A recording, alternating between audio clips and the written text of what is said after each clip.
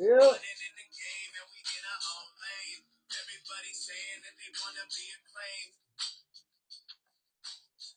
Episode 3 is here, everybody. Brothers of Discussion. Welcome back. For this week's episode, we are going down the AEW card and make our predictions of Dynasty, where we're all going to be in attendance, and we're all going to get the live AEW pay-per-view feel. On today's episode, we are also going to do Here's Where You're Wrong. Seth Rollins as a jobber. I mean, I guess we'll all debate that later. A segment where we go off the top of the card and fantasy book the triple threat and Cena versus Rhodes. It's gonna be a good time with that. I see. Yeah, the show on Sunday is gonna be really, really good. We'll get right into it. I got the match card right here. They added a couple of matches last night. I thought last night's episode was a pretty good, way to kind of build this pay-per-view. There's still one more show on Saturday night, the go-home show. But so the Ring of Honor World Championship, Chris Jericho, the champion, versus Bandito. It's, hey guys, Mask versus title. John, start with you. I'm looking forward to this one because I know that some people may say Jericho is over the hill, which he is. Everybody but knows he can that. Still go in there and do it at his age. Bandito's amazing. And then for it to be title versus Mask, so there's stakes either way. Yep, love stakes. It does. It makes the match worth something, like you said. I'm very, very curious to see what route they go with this. Personally, I am going to go ahead and say I think Bandito is going to be the Ring of Honor World Champion after this night. I would agree with that assessment. I feel like he is. This is kind of like one of those. I just can't see Bandito losing his mask. That's a big deal. Even today, even in today's like no kayfabe, you know what I mean? Like storyline driven stuff. I feel like just this is very, like it's a big fucking deal. Plus, it's his gimmick. Like he's a bandit. Yeah, his fucking name is Spanish. So like, kind of losing his mask would be a big deal. So yeah, I kind of see him becoming the world champion of Ring of Honor, which I think is a good move. What do you think, Fran? And I would just predict, I'm going to go with Chris Jericho, the veteran. I mean, he still has it, a little bit, he still has his talent. He's still relevant, right? Still is entertaining. And he still has name value, but I can see where you guys are coming from. Like, they're going to try to push somebody else because this guy has been around so long. But if you ask me, my prediction is Chris Jericho is going to take the win. So let me ask you this. What do you think they do with Bandito's character without a mask? Well, is he just the same character, just his face? Or does he develop a new mask, a new character? Or does he go? Well, he'd have to develop a whole new character. I mean, starting from there.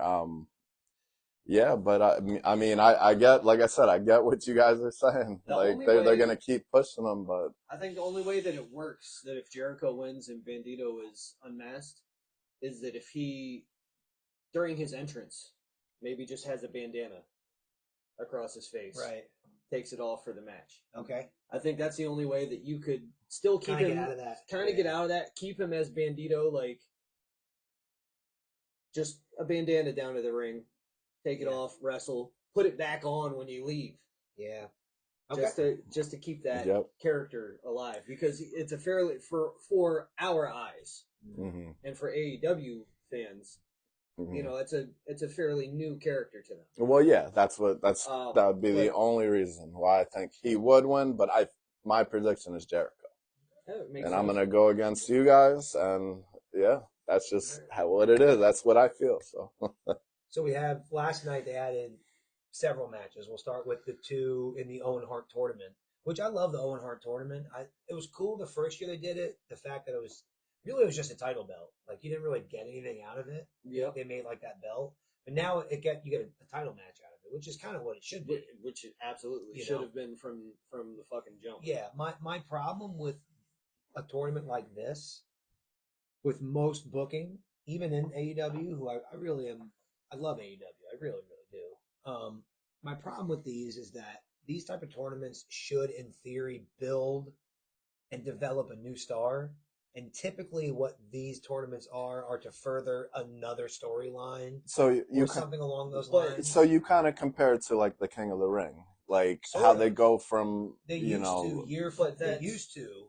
Kind of how I look at it is that this what you're I know what you're saying. Yeah. Somebody who's already established, you're making them more established. Brian Danielson wins it. Adam Cole wins it. Yes. Like, I feel like they should have had. This is an opportunity to get. Like, if you want to get one of your guys really over, this is how you would do it. So this match that you're about to say, yeah, I have a problem. That one, the girls No, one. this Oh, one. okay. I was gonna start with the ladies first. I have a problem. Okay, the ladies, I don't have a problem with. Yeah. The men's one that we'll get to, I have a problem with. Yeah, and we'll get into them. So we're gonna start with the women's, and I love the setup. The 8 women that are in it, great. Mercedes Moné versus Julia Hart. I love both of them a lot. Julia Hart's great. She was great when it was. She used to be with House of Black. Yeah, well, yeah. She kind of she has that character still. Kind of. She has that character still, but it was more. I mean, more. She was with. I think they were called like the Hollywood, the Varsity Hollywoods or something. It was Griff Garrison and Brian Pillman Jr. She was with them at first. Yeah, and she changed her character over, and I just love that transition that she made. With that being said, she's wrestling Mercedes Moné, but I feel like this is a good opportunity if you're going to use this tournament the way I see it. Julia Hart should win. No, well, so especially real quick, just to add before you guys kind of put your 2 cents in, she won't lose a title, and that's the big thing. This would be better if you're if I'm looking at it from a booking aspect, who's going to get more out of this match? It's Julia Hart if she wins. Not if Mercedes Moné wins. She's been on a fucking tear. She's winning every match, and she has 4 titles. She doesn't lose a title this way. She keeps her heat, and Julia Hart goes on. They're doing that. Mercedes is winning. Okay. Because she's going to go on to face Athena, and Athena's going to be the one to beat her. Okay. And then that's going to set up a title for title match, Athena versus Mercedes Moné. Yeah. Julia Hart, though, I want to say that honestly, with the absence of Malachi Black, everybody who is in House of Black, I feel is better off right now. Agreed. Yeah. Agreed.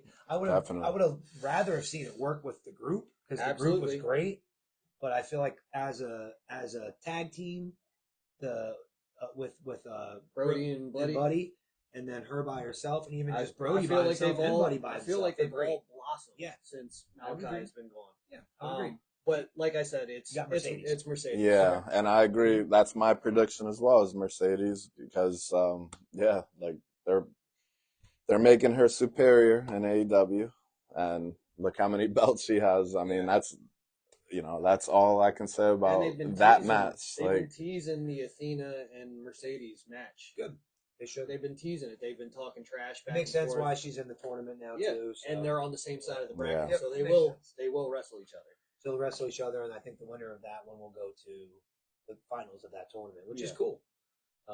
Great. So we get into the men's one, which, with the men's one, you have a mix of guys who are literally brand fucking new, like have wrestled 2 matches so far in AEW, and Will Ospreay, and there's other guys in this tournament like Jay White and Hangman, and there's a wild card spot, so I hate this match. Okay. I absolutely hate it. Okay. One reason why is Knight just got there. Yeah. And you're going to put him against Ospreay. Yeah, the top talent. I mean, you want to build this guy Knight into something. He's a big, from what everybody says, he's a big signing. Like, this is huge to have this guy here. Yeah. Right. And you're going to put him against Ospreay. So either it makes Knight go over on Ospreay. Right. Quickly. Like this early on to be the top guy. Maybe they're trying to push this guy to the moon. Yeah. Or you have Ospreay beat this guy who's in his first singles match since he's joined the roster. Right. It was a bad choice to put them against each other. I'm sure it'll be an entertaining match. Well, definitely the match. Yeah. But I'm going to go ahead and say that I think Knight's going to get the win. Okay. I think they put someone like Ospreay versus Knight. First of all, you have to put Ospreay on the match or the card. I think that just is the way it is. And I feel like with these tournaments, they kind of do that, where they put these guys in and they're like instantly, if you're in this tournament, you're instantly not a top guy, but you're considered up there just to be in it. We'll So I talk feel about like the top guys next. we will. Damn great. But I feel like that's kind of why he's in this match. The possibility of him winning is super slim, but the idea of him winning does make sense. It really does. Like, again, when you look at it from a booking point of view, who's going to get more out of this? Can Ospreay come out of this and say, you got the best of me and get this win back down the line? Of course, and it won't hurt him. But they can also do something with Kevin Knight. Kevin Knight can turn heel and, join the Don Callis group or whatever. And there's so much they can do with it that, who knows? But at the end of the day, it's a pay-per-view and it's Ospreay. Yeah, the match is going to be 10 stars every time this guy gets into the ring. I mean, every time, other than when he came here to Allentown, that was a little bit of a letdown. Hit your inhaler, Meltzer. A little bit of a letdown, but All right, Meltzer. no. When I seen him in Jersey, that was a 10-star for me. I swear. You saw something crazy though. Yeah, where he he did a flip pile driver onto a freaking on the stairs. steps. Yeah. But So who do you got in the match? in this one, I'm gonna go for Ospreay. I mean, has he won an AEW World Championship yet? I think he held the international championship. Okay, he hasn't went up to the top of the company yet, but I don't see him losing here for that reason. All right.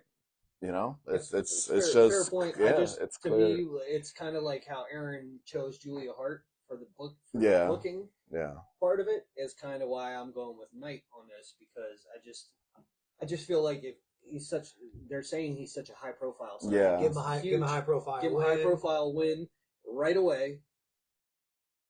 Right. And let's see what this guy's made of. All right, so let's go in on that a little bit. How far into the tournament does he go then? Maybe he's out in the next round? Makes it to the finals? I feel like in my opinion, if you really want to make this guy somebody to your fans I'm not very familiar with the guy. Right. But from everything I hear, everybody's telling me this guy's great. Yeah. So, losing the finals. Okay.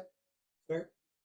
On a underhanded, maybe a cheating, some backhanded shit goes on where he fucking loses in the finals, and that he doesn't technically lose. Mm-hmm. You know what I mean? I feel like you bring in this guy, you say he's high profile, it's a big signing for your company. Let's fucking do something with him right away. Let's go for it. Okay. Yeah, I like it. Yeah. I do. All right, this is going to be a good one here. The Death Riders versus rated FTR for the AEW Trios Championship. They've done some interesting character work with rated FTR, kind of teasing, not getting along, and Cope kind of being in the mix there, kind of not getting along with them. Like, I don't know, it's a weird dynamic, but like those trios championships, I don't know, they're like the world title to me right now. They're just being kind of held in contempt and held away from everybody in a suitcase or in a briefcase. Kind of like, what I'm talking about? What I'm trying to say? I'm trying to say, right? Yeah, I know what you're saying. You know what one of my original complaints were when AEW first came and I started watching it, one of my biggest gripes, do you remember what it was? There's too many championships. There is. I mean, there's 1, 2, 3, 4, 5, 6, 7, 8 championships. But now, as a guy, and I can't say, and there's 2 titles that aren't even being defended. I'm predominantly 3. I'm a predominantly WWE when it comes to the big. Well, shows. yeah. AEW, WWE. Those are the top 2, of course. Right. Okay? It was.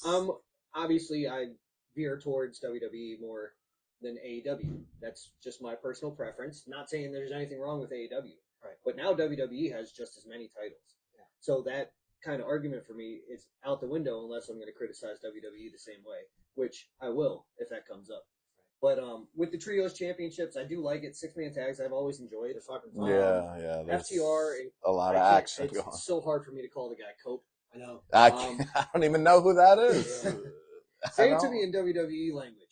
It's the Revival and Edge. It's still hard to say Brian Danielson. Yeah. Well, no, Brian Danielson's actually a little Daniel easier. Bryan. It's a little easier because before he was in WWE, he was and very even me decent. with it's crazy. Like So- I still call Dean Ambrose. We got Yeah. It's an Dean amount. Ambrose. Yeah, it's an amount. That's Dean Yeah. Ambrose. So I mean, you got FTR and Cope versus what? Claudio, Wheeler Yuta, Yep. and Pac. Pac, however you want to say it. The bastard. This Yeah. this match, He is a every bastard. every single person in this match is good. Yeah, it's gonna Definitely. be great. Like, Yeah. I was Another saying earlier banger. that I've never seen any of these guys live before, so this will be kind of cool. I mean, I would like to see this. Wheeler Yuta is, I think, pretty underappreciated, personally. I like the guy. I think he's good. Yeah. I don't like his face very much. Yeah, he's got a weird face. He's got a weird face. It sucks, kind of. He might get cheered because he's from Philly. He is. He's from the area. Yeah, interesting. I did not know that. Yeah. Okay. So, who you got winning in this one? It only makes sense for the Death Riders to win, in my opinion. Okay. Because of the whole FTR internal conflict going on right now. I feel like something's going to go down. They might not even split them. They might have them act like they're going to friggin' split and then beat the shit out of Cope. Internal And Cope, some yeah. kind of anger. Yeah. Some kind of anger thing. Just so they lose the titles. Mm-hmm. So it'll be very, very interesting. I think Rated FTR leaves with these titles. I think they got to put, if they're going to keep Cope there for another couple years, which I think that's what his new contract is for, like 2 more years. They have to keep him kind of in that mix, in my opinion, if they're going to get the best value out of his name. So eventually, when he does lose, like when he's going to lose, it needs to mean something, right? So like, what do you again? I'm always looking at it from like a booking point of view. So like, who needs this more? Do the Death Riders need this more? Rated FTR, and especially FTR, who they're great and they're kind of just in the background right now. Yeah, I think they need to kind of come back. Yeah, they need that tag team gold again. I mean, Rated FTR wins this, or if like, they lose, it's something big. It's the return of another team that fucks them over, or it's a heel turn. That's interesting because because what's another high profile team that's beefed with them for so long? They Bucks. really haven't been on TV that The much. Bucks. That's who's in the back of my mind. Yeah. They haven't been around a while. I feel like they're going to play a role in another match later in this card too, but that's, So who do you got, friend? Death Riders, Rated FTR, AEW, World Trios Championship. Yeah, I think Rated FTR wins the trios as well. I will agree. I will agree with that 100%. I think we're going to see a few. Yep. I mean, everything you explained. They're not going to have Cope wrestle. He doesn't have much time left. Like, they're going to make him win as much as he possibly can as well. My only argument to that is if the Death Riders, they're making them like this top faction. They are what I mean? the top faction. They've So, been. So wouldn't it make sense for Edge to keep going after them and after them and after them? You know what I mean? That keeps him in the spotlight because he's against the top faction, and then he just has to keep enlisting help. Well, the flip side, this continues their feud. So now you can have a rematch at the following pay-per-view. Mm-hmm. You can have something screwy happen, and then you have something major at their event in August, and have some crazy ladder match or something, whatever. Like, this could be the one thing that people critique the storytelling. They do a good job storytelling. So that was one of my biggest critiques as well. And there was too many championships, and the storytelling wasn't there. Storytelling, I'm going to tell you right now, they've taken a complete 180. Yeah. They've been doing a much better job with the storytelling. The titles, like I said, WWE has way too many titles now as well, so that kind of voids that concern. Yeah. And then my other concern with AEW always was there's a lot of... They'll bring in guys that are high profile in Japan, and they'll come out, and he'll just pop up, and they'll be like, oh, it's so-and-so from Japan. He's great. Right. There's And no build up. There's no build up. There's no. Unfortunately, I can't watch every wrestling. Yeah. So I need to know why I'm supposed to think this guy is great. So just a little more build up for some of these new guys, like this Kevin Knight. Like I said, he popped up. The first time I've ever seen the guy, I heard about him getting signed. First time I ever seen him was last night. Yeah. Tagging with Ospreay. I say Yeah. I've made the argument that this is where you have a distinct definition and difference between sports entertainment and pro wrestling. Where if you're a big fan of WWE sports entertainment, where you can casually watch it, be like, that's the bad guy, that's the good guy, I like him, I don't like him. Really easy to tell. Whereas pro wrestling is you see this Japanese guy, and while you're watching, you're on YouTube, and within 20 minutes, you're like, I know this guy, I know who the fuck he is now, he's dope and I love him. Or I hate him. That's what most fans, and like, I we'll see mean, that. But Like, I would how many, like, personally, it's me. So- I want to see the match. I'm not. If I want to, I want to see who the I fuck get this it, guy but is. And I'm not over here. we're talking about Maybe afterwards, if the match was a good showing, right. I'm gonna look the guy. That's what I up. mean. Yeah. We're For talking, sure. we're talking about if we're at home. Yeah. Because how often are you on your phone? You can scroll through and look up somebody's name, and during a commercial break, read for 3 minutes, and boom. That's who this person is. There's some other websites I'd rather look at when I'm at home alone. With a hub on the end. Anyway, we have another title match right after this for the tag team championship. That's the Hurt Syndicate and the Learning Tree, which again be a good match. I love the Hurt Syndicate. This is what they should have been in WWE, and I guess they kind of were. They were, but they just didn't get over in WWE. Yes, they did. They were so fucking. They were. I think they were. I think Lashley alone. His presence, yeah, that's what I'm saying. When he was alone, he was the real deal, in my opinion. So I'm gonna tell you right now. Felt the Hurt. They're the Hurt Syndicate now. They were the Hurt Business in WWE. They were so fucking over. Yeah. But creative couldn't think of anything to do with them next, so they split them up. A lot of it's booking. It was just bad. It was just bad, and they were so fucking good. It was just. I don't understand. They were so fucking over. Everybody loved it. Yeah. I'm not black, but I'm gonna tell you right now, the black fans fucking loved that they had that representation. It wasn't New Day. Yeah, goofy, exactly. The New Day. Shit. Yeah. These you're right. Dudes okay, I'll give you that. Doing business. Thinking about that point. Yeah. You have Lashley, who's a legit MMA fighter, who's won fights, several for Bellator, several. You have a legit shoot fighter or a shoot wrestler in Shelton Benjamin. You know, someone who fought in the same weight class as Brock fucking Lesnar, who's on the same team as Brock Lesnar. That shit's crazy. You know what I'm saying? And then MVP, who still can go himself. Yeah. And who himself is who's like a black belt in judo, and like homeboy can go. Like I'll tell you what. They're great. Yeah, I'll tell you what. MVP as the mouthpiece, though, that's fucking awesome. Like, it's good. He's so good on the mic. And I feel like we'll get a MJF sighting here. I think he'll kind of play in. Yeah, especially he's twisted into this. I think he'll kind of show his face, and this might set something up as well. But so I honestly, it's the Hurt Syndicate that's going to win this. We're all in agreement on that. Yeah, that's across the board. They're going to squash. Big Bill will get in some good shit. He'll get some shit in. Big Bill. Mm-hmm. What's his name? Brian Keith, Toby Keith. Yeah. He'll get a good running knee or two in there. But I don't see much more from him. I think that this match is going to be one of the quicker matches. Of the night. I am, just to be contrarian, I'm going to go the other way and say that if you're going to do something more with these guys, get the tag titles off of them, get them in singles runs. Let's get one of them going after the world title. Let's get another one going after the TNT championship. Or the international. Or the international. Shelton Benjamin would be a great international. You know, I agree. Yeah, and who just won the championship? Who's the champ right now? Of the international? Yeah. I couldn't tell you at the moment. Kenny Omega.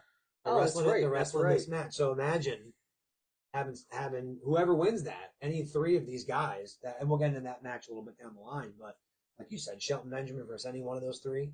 Yeah. Bobby Lashley versus any one of those three. Yeah.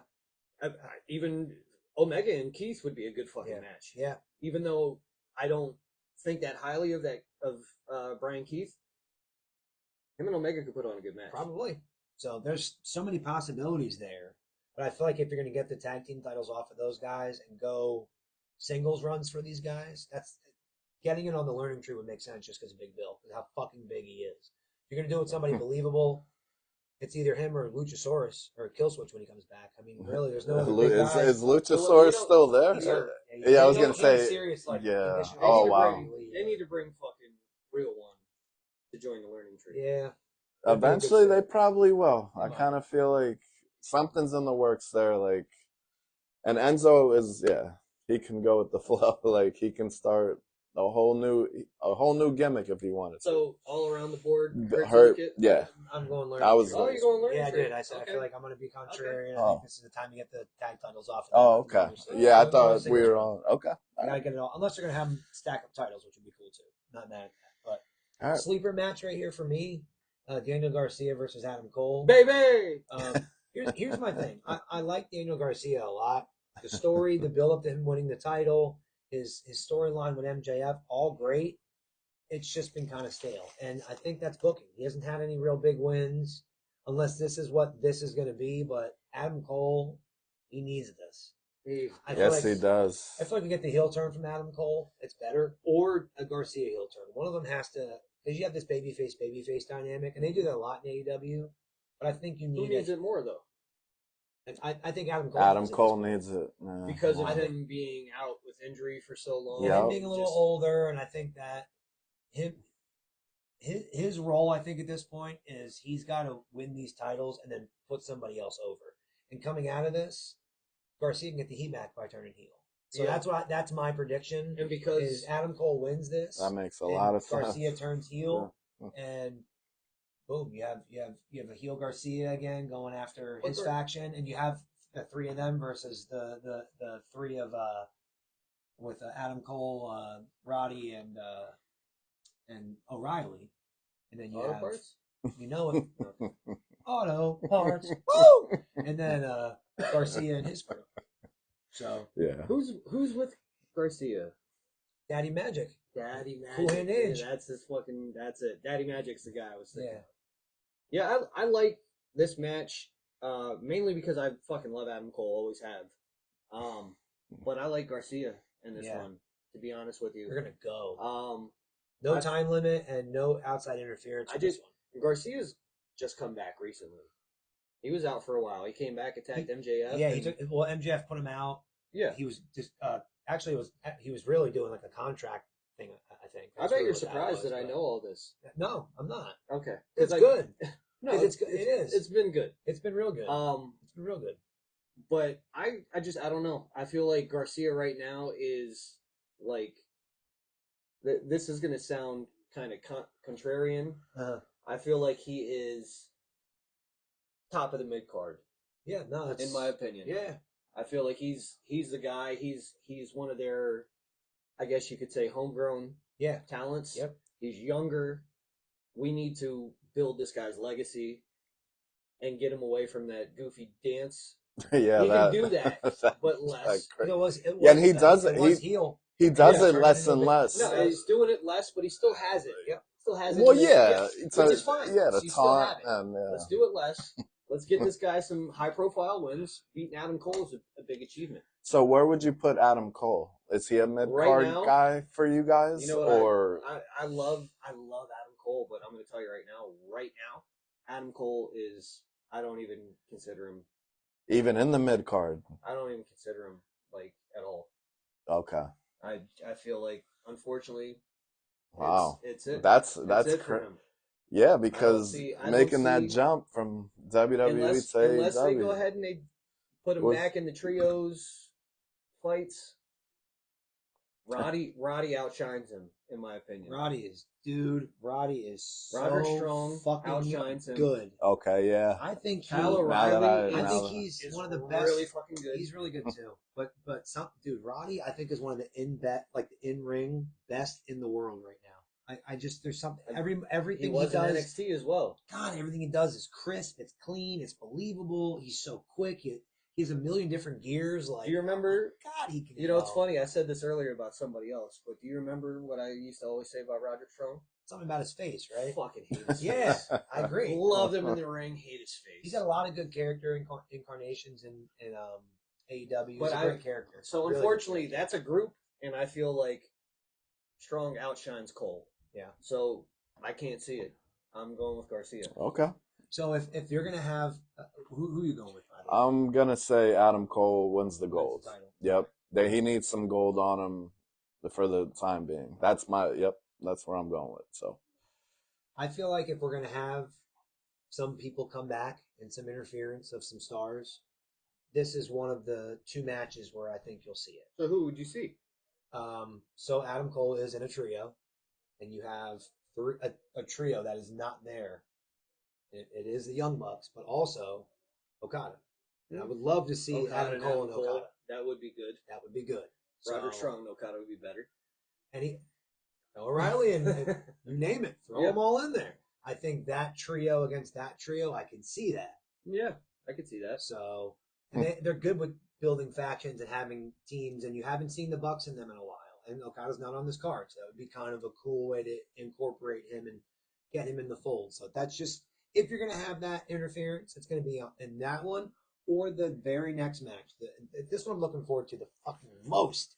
This triple threat match with Kenny Omega, Ricochet, and Steve Oh yeah, yeah. I'm gonna start off first by saying this is where the freshest take comes in, because I feel like Ricochet is on the rise, and he is gonna take this title on Sunday off of Omega. Wow, That's my fresh take. Oh, and watch it.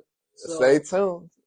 So anybody who knows me knows that I live to disagree with people, but I actually agree with you 100%. The way they've been pushing Ricochet, the way that he was just in a match to get a shot at the world title and ended up losing to Swerve, who's one of the biggest stars that they have right now, and in a great showing. Mm-hmm. I feel like it's going to be Ricochet as well. Yep. Even though I'll tell everybody in this match. So even when like we've said before, I was more WWE guy. But my son asked me, "Oh, who's Kenny Omega?" He never heard of him until AEW started. And I'm like, Kenny Omega's the best wrestler on the planet. That's who he is. Yes, he is. Okay, that was 7 years ago now. He is. Right now, he may not be. Ospreay may be the best wrestler on the planet. Honestly, it's between him and we'll get to it later. Okay. But Speedball, Mike Bailey, is also great. Really good. Really good. Yes. Different. His acrobatics, martial arts, everything about it, his gear, you name it. Full on mullet with acrobatics and martial arts, and you hear Speedball Mike Bailey, and you're like, what the fuck is this guy? And then 30 seconds, like, all right, I get it. Yeah. That's a good character when you can. I never heard of this guy. Kind of not hear of somebody or not really be able to get a grasp on somebody, but within a minute or two, you're like, okay, I get it. I know who this guy is. I get it, right? Like it's such a good. And I want to kind of go into the Ricochet thing. I think it was maybe 2 months ago. He had that feud with Swerve. Yep. And there was that meme with him covered in toilet paper. Remember that? Anybody remember that? There was a promo and yes, they were throwing the toilet paper from the crowd. Right. Oh yeah. I remember the crowd doing that. You can't tell me that the booking and the writing in AEW is terrible. If you can do that and have us be talking about, oh my god, this new Ricochet character that they're doing. Mm-hmm. No, he's been good. It's very improving. Yep, he's improving. And this is the one thing that I hear a lot and read a lot about, and I see in some of these characters where they get to kind of spread their wings. These are things they couldn't do in WWE. They kind of had shackles. Being able to kind of produce your own stuff and have a voice in your character and what you're going to do with your story, it makes sense. I do want to say, from when Ricochet first came into AEW until now, fucking night and day. Yeah. Night and day. Well, the heel turn. No, when he was talking with back when he first came, and him and Ospreay are in the back, and he's like, you don't worry, just don't worry. Yeah. And he said it over and over again. It was the corniest shit ever. Yeah. So I actually made a post when I found out Speedball came to AEW. I said, I want to see Ricochet versus Mike Bailey. We had that crazy Speedball versus Cornball. That's what I said. Speedball versus Cornball. Now I actually am enjoying Ricochet's character more. and you see his Yeah. growth. You can He's see got a his great- growth. Yeah, and like I He's got a said, I great mean, entrance, great, yeah, and great this is presence. his first time being heel, and he's, yeah, like I said, he's getting better. I mean, it takes time, but You see Every his time. I just feel like Yeah, he is every on the time. rise, and he is. I'm telling you, he's gonna get that gold on Sunday. Yeah, Sunday and night. Kenny Omega, dude was out for a year Yeah. with the same shit that Brock Lesnar had, diverticulitis. So you didn't tell us who you're picking. Yeah, so I think Kenny keeps it. I think it's a little too early to take it off of him. However, and this is what I love about this match, any one of these guys could win it. Because it's triple threat, you could have Speedball Mike Bailey pin Ricochet and not hurt Kenny Omega. Yeah. You can have Ricochet pinball Speedball Mike Bailey, not hurt Kenny Omega. You can have Kenny Omega pin any one of those guys. I feel like it's great. I feel like Bailey winning is the least Likely to happen. of all the things. which is why it could possibly happen. AEW is known to do that. And if you want to, I mean, the guy had a great showing in that tournament to get into this match. Like that fatal 4-way, Yeah. he stole the show. Oh, yeah. And between him and Ricochet, and everybody was so good in that. But he stole the fucking show in that match and put himself on the map. Like, if you're going to put it on somebody else, him. But Ricochet, the way he's wrestling right now, his promo, the heat he has, Yeah. putting it on him, and then having the Kenny Omega Ricochet one-on-one matches, buddy, that's where the money's at. That's where I think the money's at. Where are you? Who are you picking and why? Panchito. Yeah, I got Ricochet, like I said, on the top. I mean, like I said, he's gonna win gold, and What are your thoughts? he's on the rising Speedball? star. Have you ever seen him before? No. I just heard of him him. before? No, I'm just getting to learn who he is, but interested to see. Like I said, that's the thing with AEW. It's too many characters, new characters, all at once. Like by the I can't learn everybody all. You see what I mean? But hey, like I said, I'm sure he's talented. Everybody they got is talented. I've never seen a bad match, in a while from AEW. They know how to put on a show. I mean, like I said, it's tops. What do you think about like that type of character, like a martial arts based character, like today? It's like back in the 90s, that was normal, right? Yeah, right? Like you don't see everybody. much of that anymore. What do you think about that? Like having like a martial arts. I'm with me. Listen, I always like retro things, and to bring back something like that, where we all grew up to kung fu movies and karate movies. That's what he is. Speedball is the white Power Ranger. Kind of to my point. Do you think that's why maybe he's over kind of instantly with our age range and maybe this demographic? Power Rangers and Ninja Turtles. He's just so, like he said, very throwback. Yes. And that's but also very what I like. Current. He wrestles very current. Super throwback look and feel. Yes. Like it's everything you want, right? Yeah, it's great. Yeah, I fucking really like Speedball. He's good, and I liked him before he came there too. Yeah. So. Cool. And where did he come from again, guys? TNA. He was in TNA. Oh, okay. Yeah. A lot of independent stuff. He wrestled a lot of independent stuff. He was in TNA for a while. He was there. I think he was the X Division champion for a while. He had a good run there. He did. And TNA had really good writing and wrestling for a long time. But yeah, so I'm going with Kenny Omega in this one. Both you guys going Ricochet? Yep. Both of us going Ricochet. Yep. It's gonna be a great match. Match of the night? You think it's gonna be the match of the night? Yeah, it's between that and Ospreay. Oh, I'm telling you. Ospreay and I'm telling you, every match Ospreay's that and the main event. I just feel like But the co-main event here again, I don't know if you can call this the co-main event. I don't know how they're going to do the order of the card, but Timeless Tony Storm and Megan Bayne. I'm going with Timeless Tony Storm.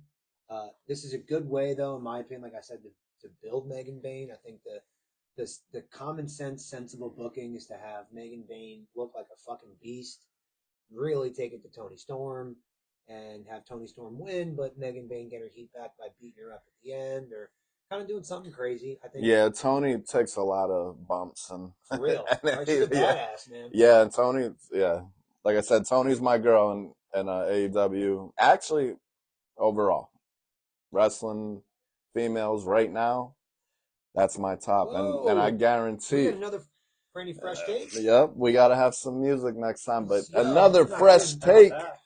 She's the best. I think she's the best female wrestler right now. Right now, current.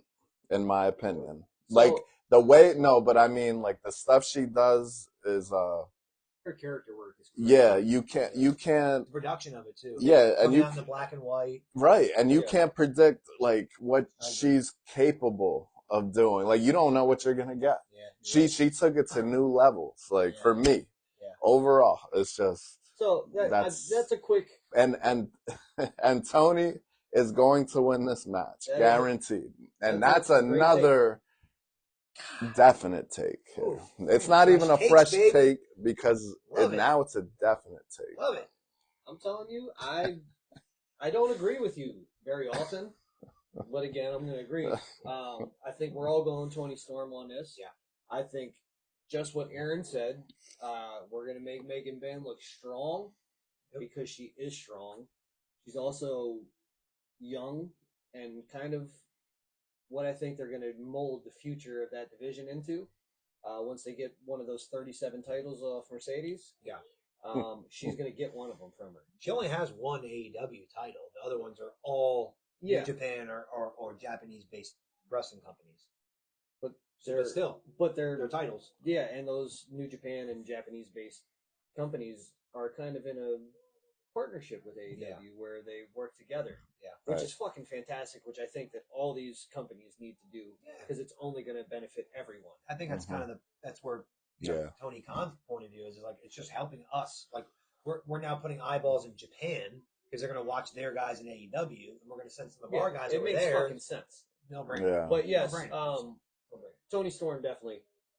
Yeah. Gets the W.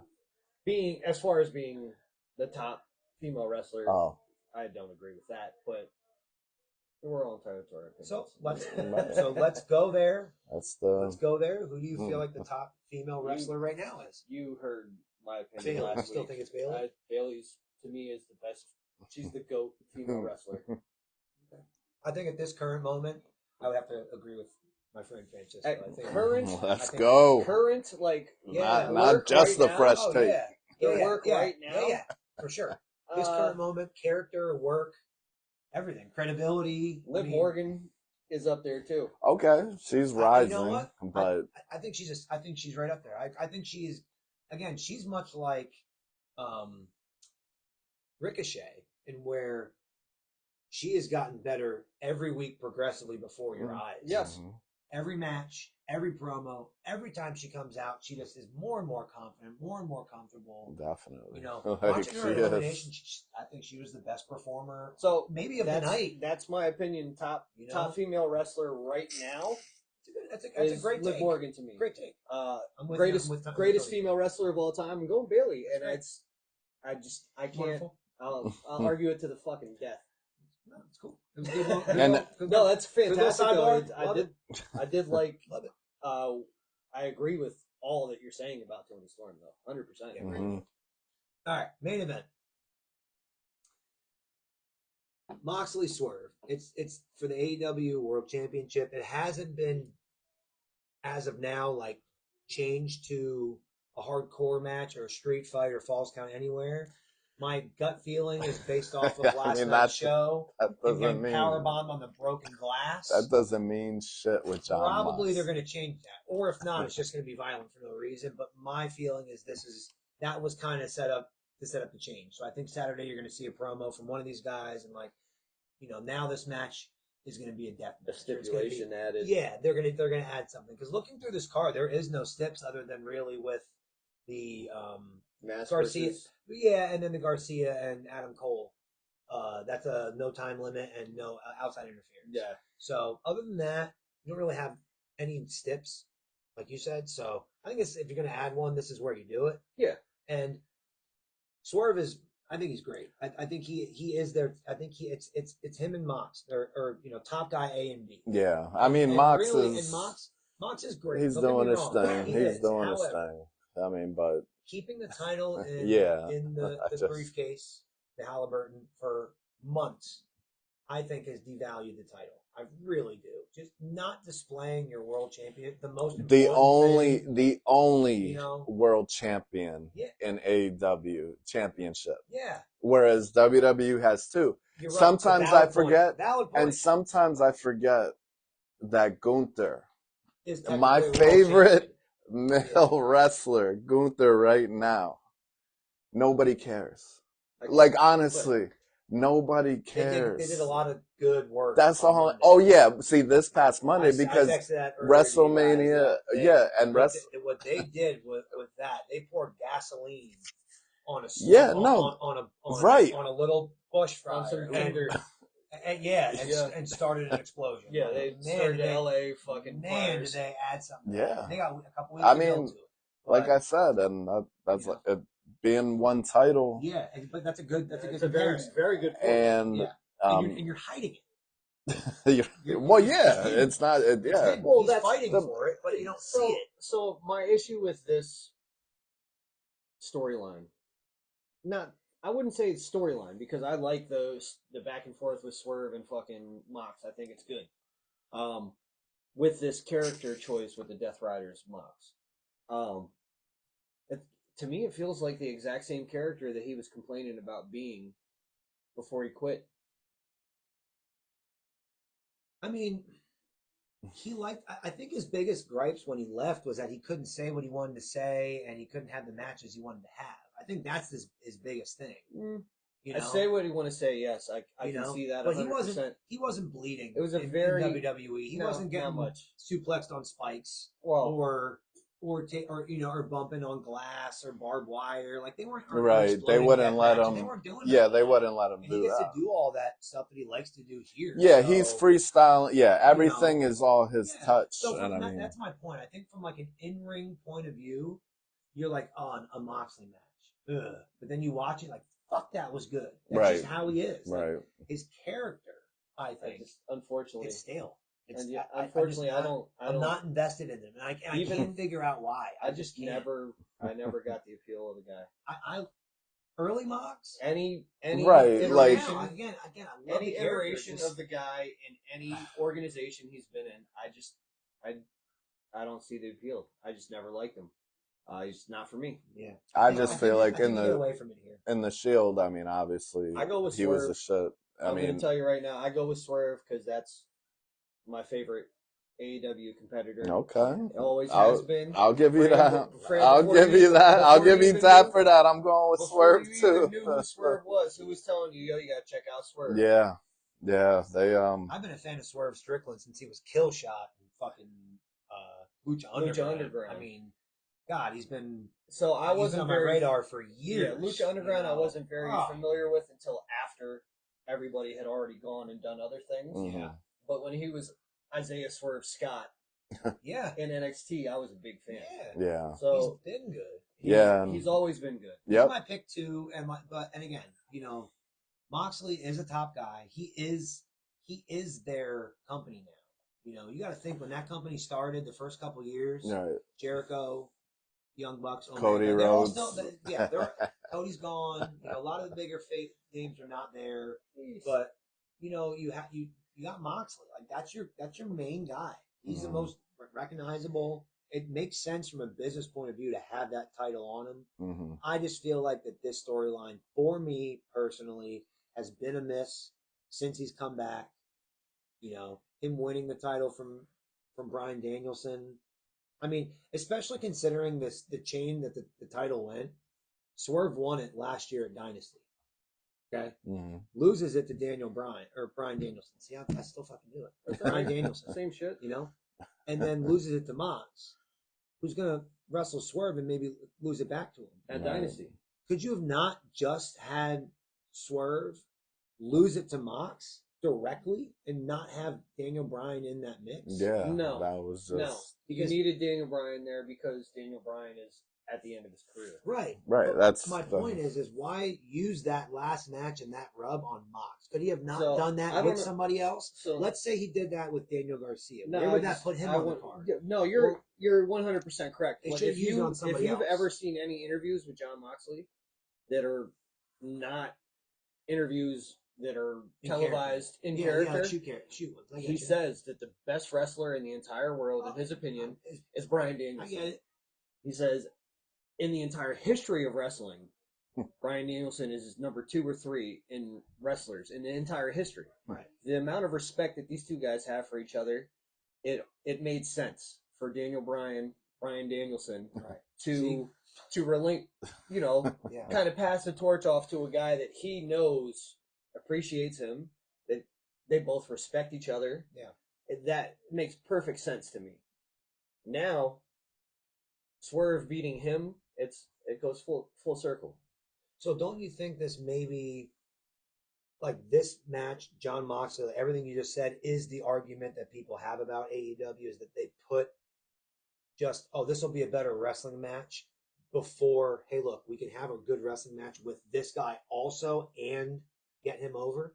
Because that's a lot of the argument that you hear, is that they put on matches just simply for the sake of having a good match. And like, to your point, John Moxley's like, I'll just wrestle the best wrestler in the world, Bryan Danielson, instead of wrestling wrestler X and putting this guy over. You know what I mean? But they're both huge stars. I get it. So that makes sense for them to wrestle each other. They were doing that, just having guys wrestle each other for the sake of a good wrestling match. Yeah. They were doing that in the past. Yeah. Now the roster is a little thinner than it was back then, because they were just they had way too big of a roster. Yeah. And they were just trying to get people on there. Time. So they were just like, okay, let's throw fucking time. No. It's like the guys who made Fig Newtons, cranberry and fucking raisin. Yeah, let's whatever. Fuck, if it's gonna say figs, let's throw figs in it. Asshole. What? I'd put you in a fucking Newton if I think it's gonna sell. So that was exactly what I thought they were doing. They were like, fuck it, we got this guy, let's put him in a ring. Yeah. Now that they've thinned out their roster a little bit, their storytelling has become better. I don't think that way anymore, but that was something to me. It was like, okay, it's just good wrestling for the sake of good wrestling, without story. Now the story has been improving, right? And they're still good wrestling. Where do they go after this? We're all picking Swerve. Yep, I'm going with Swerve. Yeah, I am too. We're gonna be dancing with Nana. Oh, damn right. That's what I'm talking about. Where do they go after this? So that's a tough call, because Swerve just finished up with Hangman. Did he though? Because they just did some foreshadowing last night toward the end of the show. He was walking down the hallway and him and Swerve got into it, and that was great. I don't know if you saw that or caught. I didn't see that part. I was so in bed already. Hangman's walking down the hallway. Him and Swerve get into it. He's like, "You burned down my house," and they were going back and forth. Like, "You deserved it." He's like, "I know." That's what Swerve said. And like, he basically admitted he was wrong. Babyface move. Yeah. Hangman paused and like stormed off, like kind of pissed off. Great. So right there. Great storytelling. So right there. And guess who's in the Owen Hart tournament? Hangman. Hangman wins it. Gets his shot back to Swerve. I think it's great storytelling. That's good storytelling, but you know what's going to happen now? Now that you say this, and I was unaware of that. Yeah. The fucking Death Riders are going to come out and try to interfere in a match. Hangman is going to come out to fucking Swerve's defense. Yeah, and help him. Yeah. And then they're going to become friends, and then they're going to fight each other for the championship. Yeah, it's great storytelling. 100% that's going to happen. It's great. Yeah, it's good storytelling. It is. Yeah, it is. They're good at foreshadowing. And they're fucking good against each other. I hate Hangman. Everybody here knows that he's one of my least favorite wrestlers. I don't like him. He puts on such good matches. But him and Swerve together was really good. Yeah, I really enjoyed it. Maybe because I fucking think Swerve he's great, phenomenal. But I'm not a fan of Hangman. But I do like that idea. I think that's a great idea. Awesome. Well, it's going to be a great show. We'll fucking be there. Yep, we'll be there, and we'll see who gets as many win predictions, and we'll banter next week. Yeah, like we'll run it back, and we'll talk about that's it. Just break down that card. But so because we got some Here's where differences. You're wrong. All right, John. Take it away. Tell us about what dumbass said something that we're going to rip him apart for. All right, I'm going to actually argue on their behalf. Our friend of the show from the Midcard Mess wrestling page, Daniel Mante. He says Seth Rollins is nothing more than a glorified enhancement talent. Now I'm going to say it as he refers to him, because I know he's going to love to hear me say it.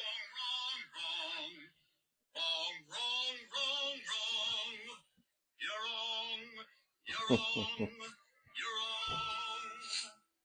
Daniel, you're so fucking wrong, my friend. Seth Rollins is the Macho Man Randy Savage of this current WWE era. Seth Rollins makes everyone in the ring better. So that's the only thing. Your enhancement. Yes, he is enhancement. Glorified enhancement talent. Gonna go ahead and disagree with you. Enhancement talent never holds world titles. Enhancement talent isn't a key focal point in WrestleMania main events. Enhancement talent isn't part of arguably the biggest and best faction in WWE history. Enhancement talent does not dress like they're on RuPaul's Drag Race. Okay? What am I missing? Right? Where is... I can see the argument. You understand what I'm saying? Daniel calls him Seth Ho-Ass Rollins. Which is hilarious to me because I can see what he's saying because he has been a hoe lately with all this complaining and bitching and whining and shit. But how could you say he's an enhancement talent? Yes, he's lost some key matches. He's helped Cody come up. So I can see maybe that's where he's coming from. But this is like one of those like gray area. What do you define as an enhancement talent? Like, what's your definition? That's a local competitor, right? That's independent. I think that's a jobber. It's a jobber. So I think there's two different definitions we have to make here: an enhancement talent and a jobber. Enhancement talent are the three guys that get fucking slammed by Ryback in a handicap match to put Ryback over and make him look like a beast. That's an enhancement talent. Okay. Wait a minute. So is that Costco guy that's wrestling in AEW right now? No, he's you think he's the real motherfucker? He brings the boom. He does bring the boom. All right. He does a power boom. He doesn't even do a power bomb. He does a power boom. Fucking hostile. So I think that's kind of like the thing is maybe the way you interpret enhancement talent he does, because I look at it like a jobber is like what you said, the local guy, the fucking fungool who comes in, takes 2 or 3 moves and makes you look great. Yes, like that's what a jobber is. That's a job. That's enhancement talent. Okay, and again, it's so if you're open to interpretation. Okay, so the best way to look at a jobber that you look at Barry Horowitz, Brooklyn Brawler. Right. Those were character jobbers. The Job Squad. Yeah. Al Snow, Blue Meanie, Stevie Richards. Right. Mm-hmm. Too Cold Scorpio was in that group. Those are guys who weren't successful, but they did make everybody look better. Yeah. Seth Rollins has way too many achievements, way too many successes in his career to be considered enhancement talent. Right. Here's where I'm going to argue on our friend's behalf. All right.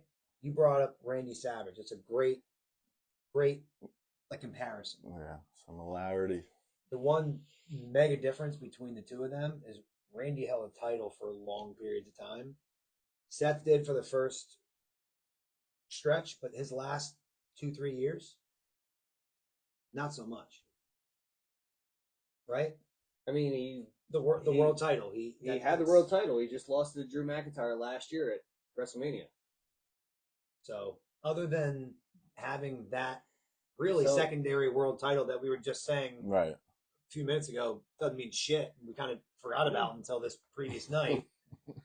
My point is that I feel like he's been booked as a glorified jobber. So he's a big enough star. He doesn't need a title. Agreed. But name the last feud he came out on top in. Can you name one? Let's see. The Bloodline. Him and Cody came out on top. Last time he came out as the winner. Drew McIntyre. Which was? Just happened, right? Like, it just kind of ended recently. Okay. And then Drew McIntyre started beefing with CM Punk. So you feel like he came out on top in that? So Drew McIntyre's character, if we're looking at the sheer aspect of wins, losses, yes, Seth Rollins came out on top of that. Okay. What about the last top guy that he beat? Like, top guy that he pinned, that he had a pinfall win against?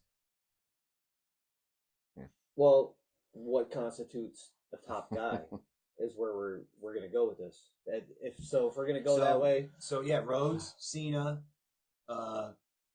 Reigns. Yeah, Reigns. Reigns is still there. Those are all your top guys. He hasn't had a win against any of them.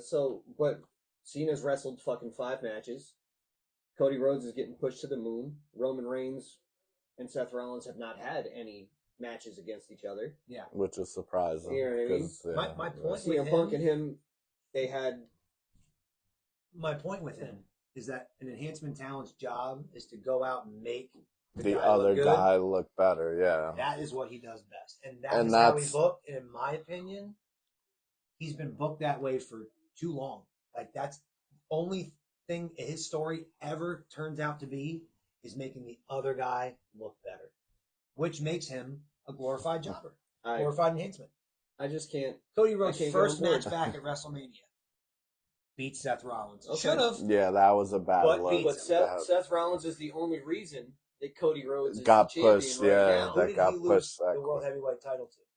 Who did he lose it to? Seth Rollins. Who did he lose it to?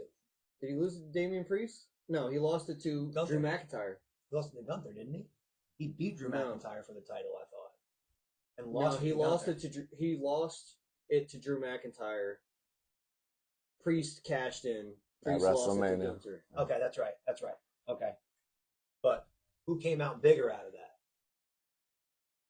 Drew McIntyre came out big out of everybody there. Drew McIntyre is tops. There you go. Yeah, He's had feuds with recently.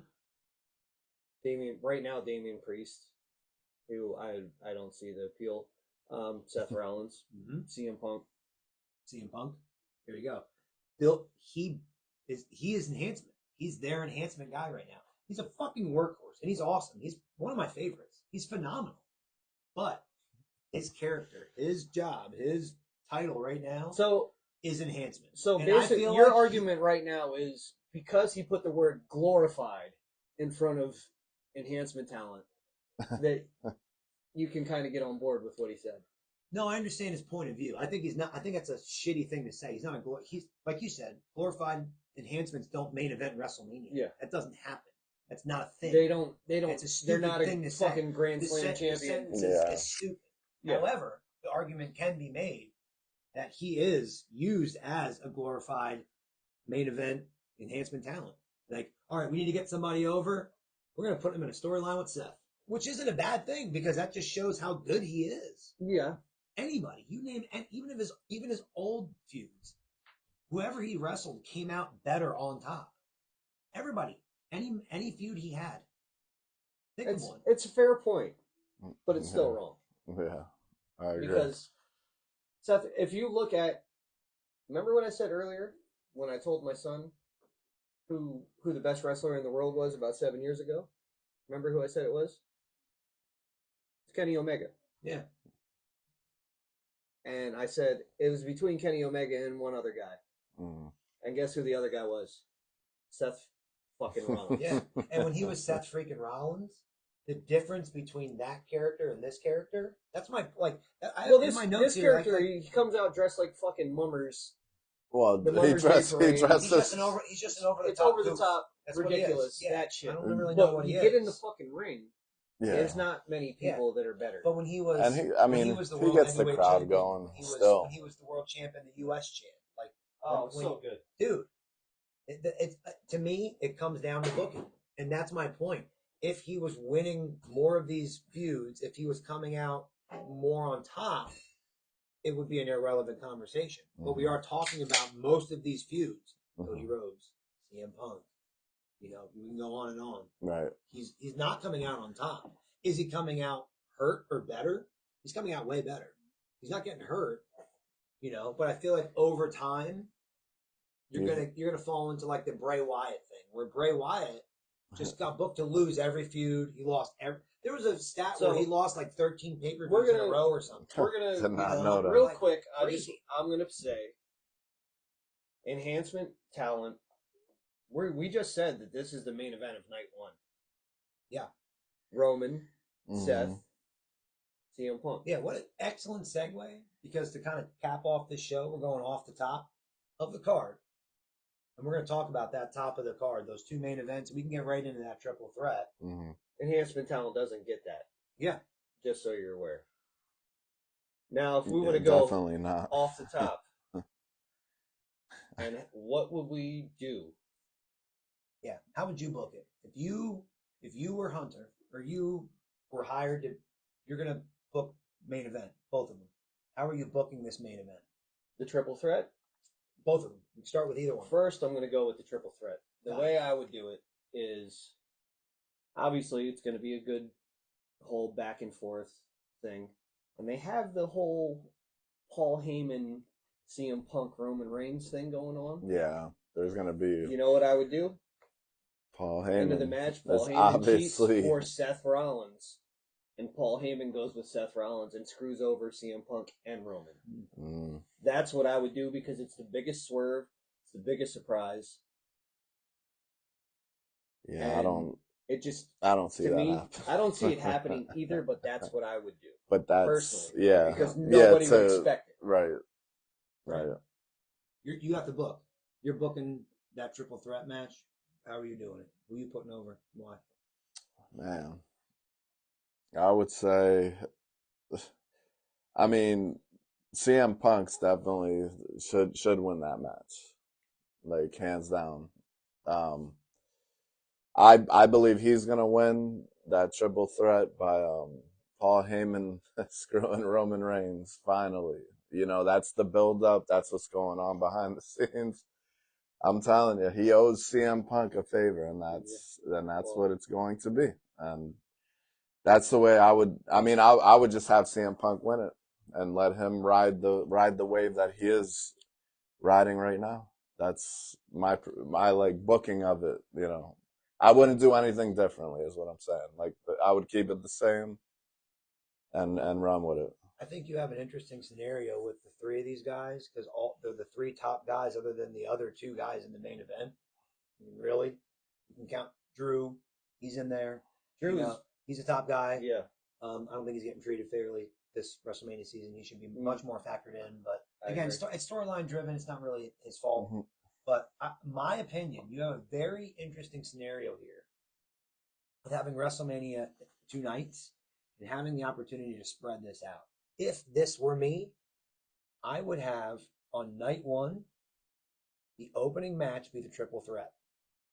Whoever wins that match wrestles night 2. The winner of the main event of night 1, Cody versus Cena. Cody and Cena can't be night 1. But you can here's my point.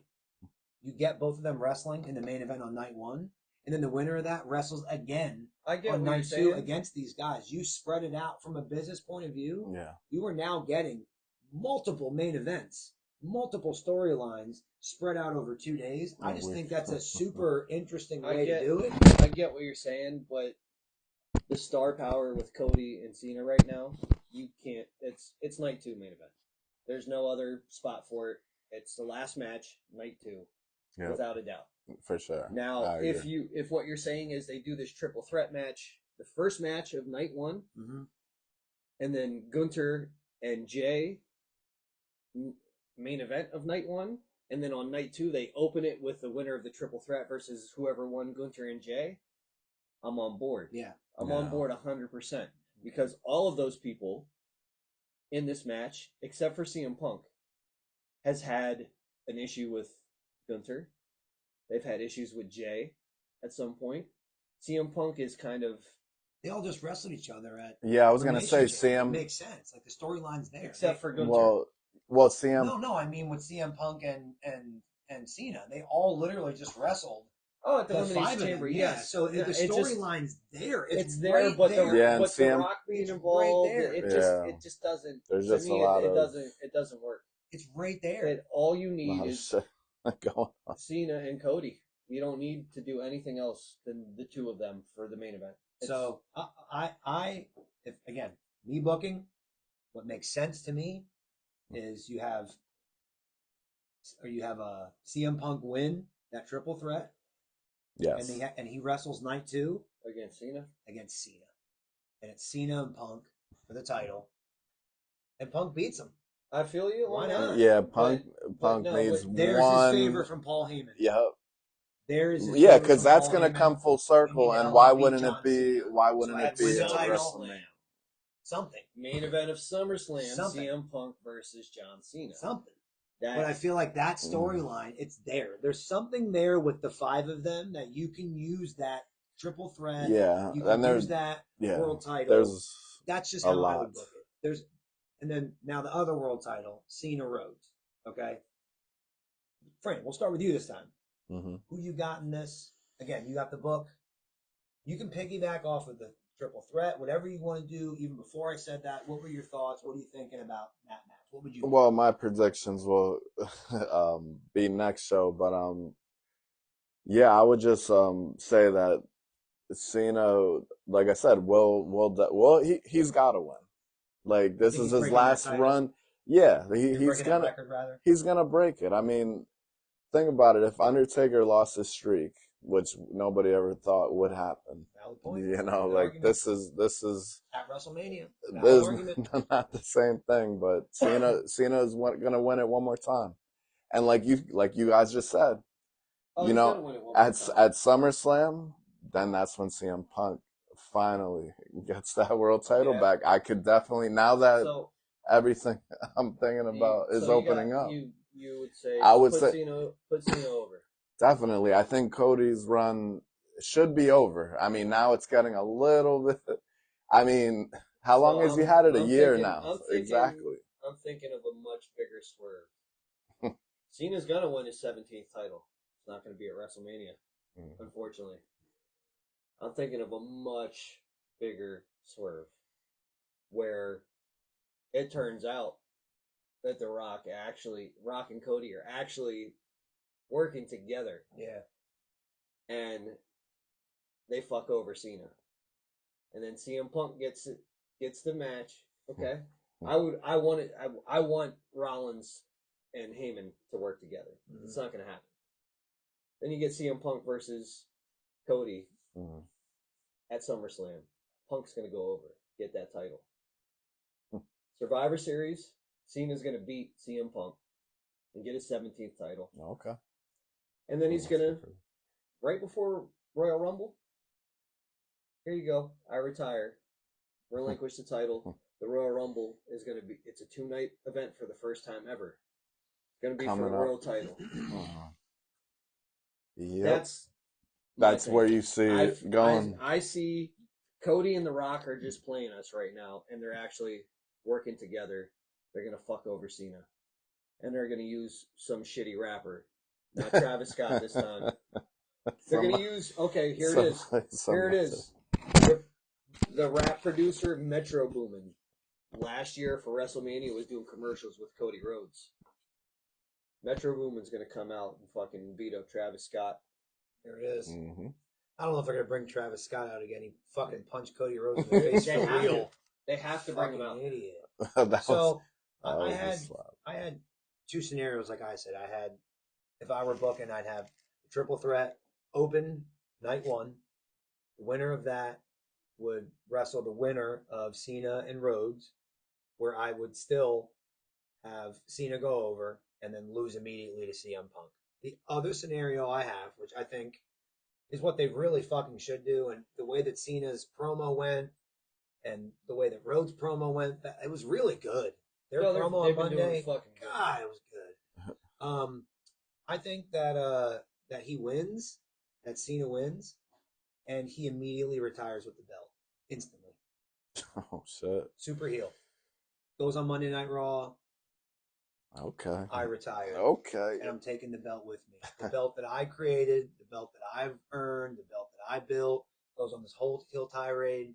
Y'all can kiss my ass. I'm done. Wins that title, gets the record, immediately retires. And coming out of that, you get an open playing field for a new champion. Now all these guys we've been talking about, Seth, you have all these storylines coming out of WrestleMania. You have all this way. And you can get a new fucking belt, a new design, something that actually looks like one of the cool belts I have in my room here that looks like an older cool fucking belt, not these stupid fucking logo belts. Full King of the Rings. Something. for the You title. can do something. So no, that's nice. that Cena, would be my book. I'm going to tell you right now, though, when Cena does win the 17th championship, they need to take the T-shirt that says "Hustle, Loyalty, Respect," and they need to just put an R over top of the L.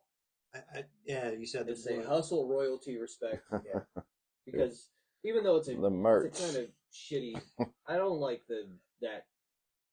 Oh, you won the title 17. You lost it 16 times at least. And while we're talking about this, I'm going to go on a Cody rant, and not a negative one, a pro Cody, because wrestling fans are so fucking fickle. Like, they loved Cody as soon as he came. Like, oh, why didn't you win? Why didn't you the champ? And now he's literally the quintessential babyface, coming out, shaking hands, right, smiling, showing up to every public smiling, event, dressed like $1 million bucks. You know, it has banger fucking matches, has great feuds. Kevin Owens, like his matches with Lesnar, but even before he won the fucking title, I mean, the guy just throws fucking bangers. Yeah, you know, he's everything you want in a champion. Mm-hmm.